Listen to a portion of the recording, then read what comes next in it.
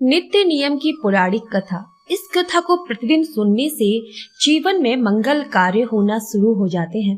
अगर आप भी जीवन में बहुत आपत्तियों का सामना कर रहे हैं तो प्रतिदिन नित्य नियम की कथा अवश्य सुनें। कथा इस प्रकार है। एक बहुत बड़ा राज्य था, पर उस राज पर इतनी ज्यादा आपत्ति आ गई थी, धन की कमी आ गई थी कि वहाँ के राजा को अपना राज्य छोड़कर दूसरे राज्य में जाना पड़ा।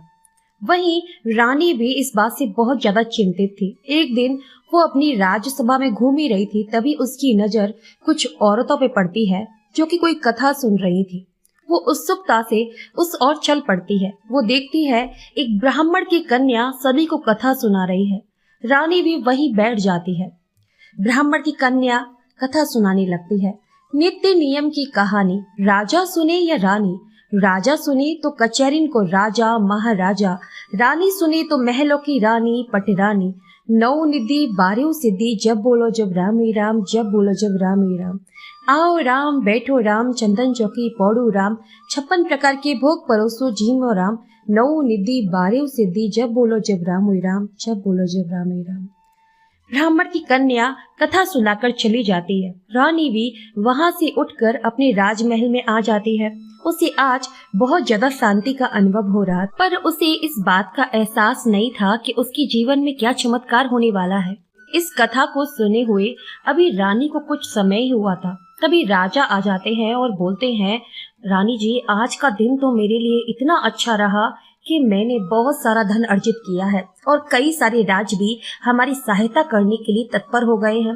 ये सुनकर रानी बहुत प्रसन्न हो जाती है और बोलती है कि आज मैंने नित्य नियम की कथा सुनी है और उसे सुनने के बाद मुझे भी बहुत अच्छा लग रहा है। ये सुनकर राजा ने बोला, क्या वो ब्राह्मण की कन्या मुझे भी नित्य नियम की कथा सुनाएगी?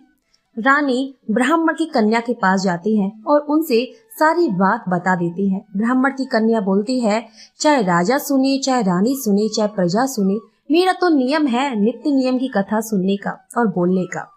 ये सुनते ही रानी उस ब्राह्मण की कन्या को राजा के पास ले आती है। ब्राह्मण की कन्या राजा को कथा सुनाती है। कथा सुनते ही राजा के तो मानो भाग्य खुल गए थे। उसके जीवन में अब नई नई कार्य होने लगे थे। उसका राज्य अब संपन्न हो गया था, उस पे कोई कमी नहीं रही थी।